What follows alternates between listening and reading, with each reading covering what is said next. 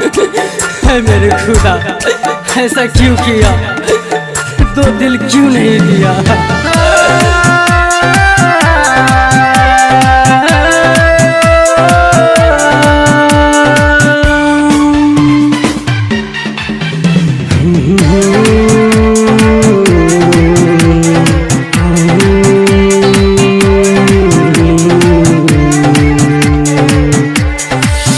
जिसे चाहा उसी ने दिल तोड़ दिया, जिसे चाहा उसी ने दिल तोड़ दिया। तकलीफ है बहुत जीने में, अब तू ही बताए मेरे खुदा, दो दिल दिया क्यों सीने में। अब तू ही बताए मेरे खुदा, दो दिल दिया क्यों सीने में। खुशी नहीं है मेरे नसीब में, खुशी नहीं है मेरे नसीब में, तू जी भर के गम भर दे है मेरे खुदा। तू मेरे ख्वाहिशों के कम कर दे, ख्वाहिशों के कम कर दे, ख्वाहिशों के कम कर दे।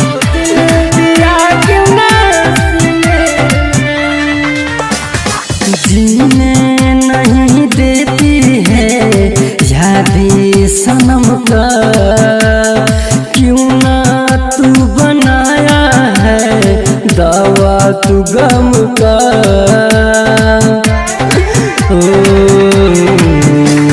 जीने नहीं देती है यादें सनम का, क्यों ना तू बनाया है दावा तू गम का।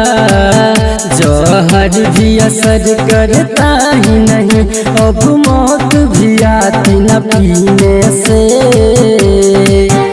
अब तू ही बताए मेरे खुदा, दो दिल दिया क्यों न सीने में। अब तू ही बताए मेरे खुदा, दो दिल दिया क्यों न सीने में। प्यार की तरफ दिखाया नहीं जाता, प्यार की तरफ दिखाया नहीं जाता, दिल में लगी आग बुझाया नहीं जाता। लाख जुदाई हो मगर, लाख जुदाई हो मगर, जिंदगी से पहले प्यार को भुलाया नहीं जाता, भुलाया नहीं जाता। टूटा हुआ दिल मेरा है ना काम के, कोई तो बता दे जाओ मेरी जान से।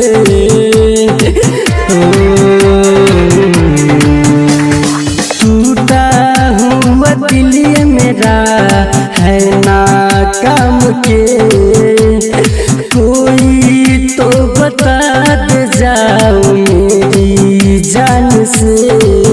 राइटर रंजन चंदन अभिनाश तारे गिनते हैं दीने में।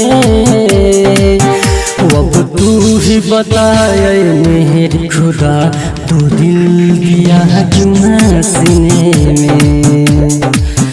अब तू ही बताए मेरे खुदा, दो दिल दिया क्यों न सीने में।